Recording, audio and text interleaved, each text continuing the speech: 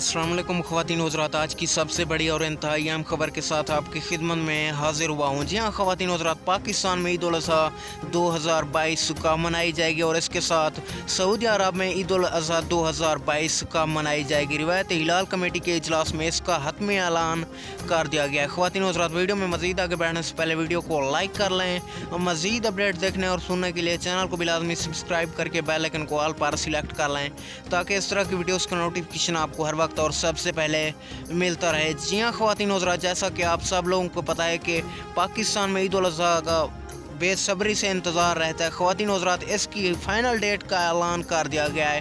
ख़वातीन हज़रात, सऊदी अरब में ईद उल अज़हा 2022 9 जुलाई को मनाई जाएगी, जबकि तमाम एशियन मुल्क में ईद उल अज़हा 2022 10 जुलाई को मनाई जाएगी।